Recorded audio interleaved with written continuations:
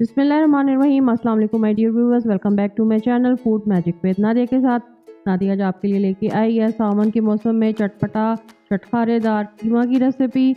ये मैंने मटन कीमा से तैयार किया है और इसकी रेसिपी मेरी अपनी क्रिएशन है। रेसिपी में आपको बहुत कुछ नया देखने को मिलेगा। तो रेसिपी को स्टार्ट करने से पहले मेरी आपसे रिक्वेस्ट है कि चैनल को सब्सक्राइब कर दें और वीडियो को लाइक कर दें। तो चलें जनाब, रेसिपी की तरफ चलते हैं।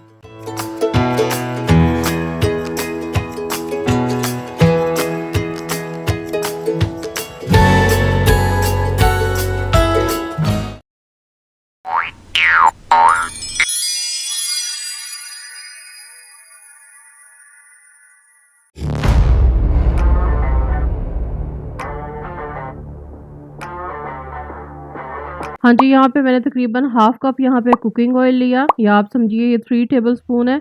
उसके बाद यहाँ पे मैंने 3 लौंग ली हैं, 2 बड़ी इलायची ली हैं, साथ में दालचीनी का टुकड़ा है और आधा चम्मच चाय का चम्मच इसके अंदर मैंने ज़ीरा डाला है। अभी मैं ऑयल में ये तमाम डाल रही हूँ। इसको थोड़ा-सा अपने ऑयल के अंदर फ्राई होने देना है। अब यहाँ पे तकरीबन ये 5 प्याज थे जिनको मैंने रफली चॉप किया हुआ है। तकरीबन 1.5 टीस्पून यहाँ पे मैं अदरक लहसुन पेस्ट ऐड कर रही हूँ। आधा चाय का चम्मच हल्दी। हल्दी का सबसे बड़ा बेनिफिट ये है कि ये गोश्त की स्मेल को ख़त्म करती है।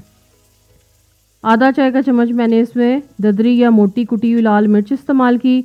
आधा चाय का चम्मच नमक,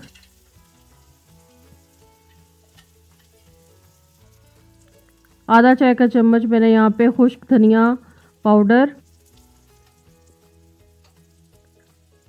आधा चाय का चम्मच इसमें मैंने डाली लाल मिर्च और ये तकरीबन 5 ही टमाटर हैं। ये थोड़ा सा मैंने इसको फ्राई किया। अब इसमें मैंने 3 हरी मिर्चें डाली। ये तकरीबन 1 किलो कीमा है, मटन कीमा है ये। मैंने आपको पहले बताया था कि जब भी मैं कीमा बनवाती हूँ तो मैं इसके अंदर लहसुन, अदरक, प्याज और हरी मिर्च पिसवा लेती हूँ। अब मैंने यहाँ पे तकरीबन 2 से ढाई गिलास पानी डाले। पानी आपने अपने अकॉर्डिंग देखना है, जितना आपको लगे कि गोश्त इतने पानी में गल जाएगा उतनी देर तक आपने, ये तकरीबन मैंने 15 से 20 मिनट इसको स्टीम दी थी। अब आते हैं जी मेरी सीक्रेट रेसिपी की तरफ कि इसमें मैंने आधा चाय का चम्मच कलौंजी, आधा चाय का चम्मच मेथी दाना, आधा चाय का चम्मच अजवाइन और आधा चाय का चम्मच ये सौंफ है।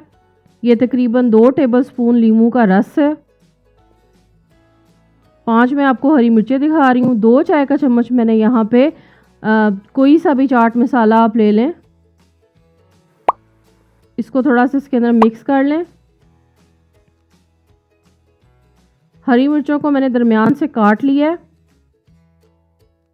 लेकिन मैंने हरी मिर्चों के बीज बिल्कुल भी नहीं निकाले। आप देख सकते हैं हरी मिर्च का जो बीज है ये इसके बारे में कहा जाता है कि ये कैंसर का इलाज है। जितने भी ये नेचुरल अल्लाह ताला ने हमारे लिए वेजिटेबल्स और हर्ब्स बनाई हैं, इन सब के बेनिफिट्स हैं। अब इन तमाम में मैं ये जो लिक्विड मैंने मसाला बनाया है ये मैं भरती जा रही हूँ तमाम मिर्चों में। आपको मार्केट से बिल्कुल भी अचार, गोश्त, मसाला बाय करने की ज़रूरत नहीं है। आप जब चाहें आप इस तरह से घर में बना सकते हैं।